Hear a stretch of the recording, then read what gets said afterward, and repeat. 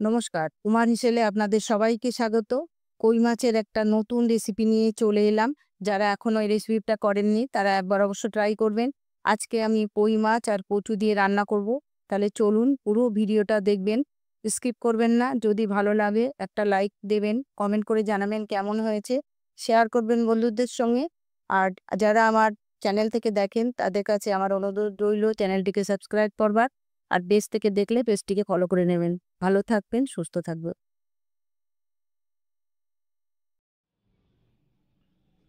কই মাছের দুর্দান্ত স্বাদের রেসিপি করার জন্য আমি এখানে 4 পিস কই মাছ নিয়ে নিয়েছি আমার প্রয়োজন মতো।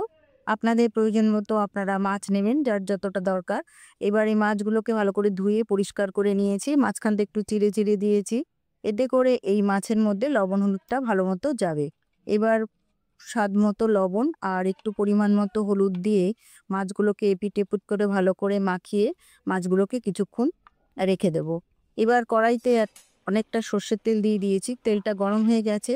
এই মাছের এই প্রিপারেশানে আমি একটু বড়ি দেব। বড়িগুলো ভেজে নিয়েছি, বড়িগুলো ভাজা হয়ে গেছে। এবার এই বড়িগুলো তেল থেকে তুলে নিয়ে এই তেলের মধ্যেই কই মাছগুলো এক এক করে ভেজে নেব। বড়িগুলো উঠিয়ে নিলাম। এবার মাছগুলো আমি এর মধ্যে দিয়ে দিচ্ছি। মাছগুলো এপিট এপিট করে ভালো করে মাছগুলোকে ভেজে নেব।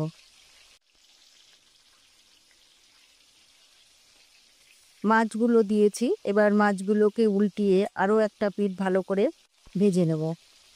এক পিঠ ভালো করে ভাজা হয়ে গেছে, এবার উল্টিয়ে দিলাম। আরও একটা পিঠ ভালো করে ভেজে নিয়েছি। এবার মাছগুলোকে আমি তুলে নেব। তুলে নিয়ে আর যে মাছ আছে সেগুলোও আমি একই রকমভাবে ভেজে নেব।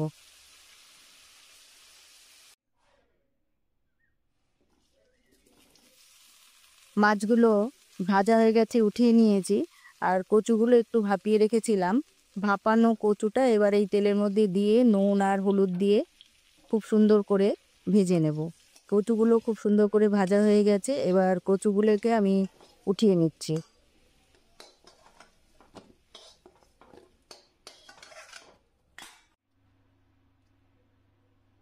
কচু ভেজে উঠিয়ে নিয়েছি।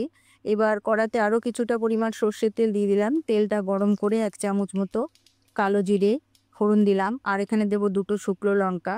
শুকনো লঙ্কার ফ্লেভারটা কিন্তু খুব সুন্দর লাগে। আর এখানে সামান্য পরিমাণে আমি হিং দিলাম।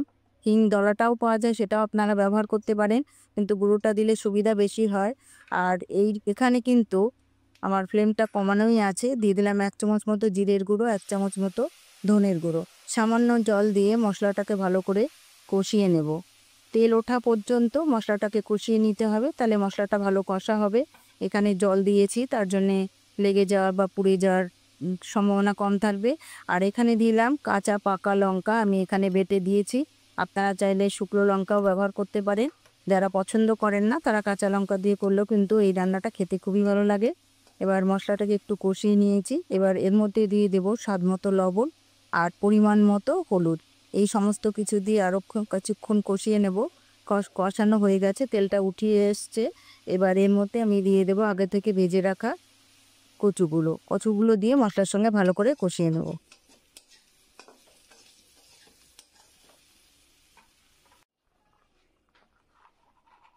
মশলার সঙ্গে কচুটা ভালো করে কষিয়ে নিলাম।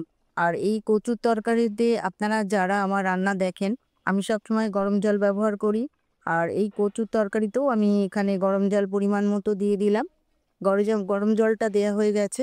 এবার আমি এর মধ্যে দিয়ে দেব আগে থেকে ভিজে রাখা বড়িগুলো। আর এই সময় আমি মাছগুলোও দিয়ে দেব।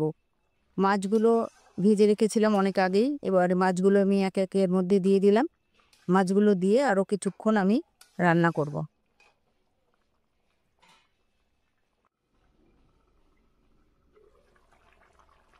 বড়ি আর মাছ দিয়ে বেশ কিছুক্ষণ রান্না করলাম। এর মাঝখানে আমি একটা টমেটো এর মধ্যে দিয়ে দিয়েছিলাম, আপনাদের দেখানো হয়নি। তো টমেটোটা দিলেও কিন্তু খেতে ভালো লাগে। আর টমেটোটা মশলার সঙ্গে কষিয়েও দেওয়া যেতে পারে, তো আমি পরে দিয়েছি। কচুটা সেদ্ধ হয়ে গেছে, রান্নাটা আমার প্রায় শেষ।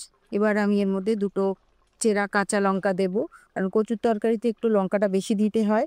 আর এখানে আমি স্বাদ মতো একটু চিনি দেব। চিনিটা যদি আপনারা ইউজ না করতে চান করবেন না, এটা আপনাদের নিজস্ব ব্যাপার। আর এখানে আমি দিয়ে দিলাম ভাজা মশলা। কচুর তরকারিতে ভাজা মশলাটা দিলে কিন্তু এর খেতে কিন্তু ভালো লাগে। আমার রান্নাটা একদম হয়ে গেছে। আর আপনারা কে কোথা থেকে দেখছেন কমেন্টে জানাবেন। আবার নতুন কোনো রেসিপিতে আপনাদের সঙ্গে দেখা হবে।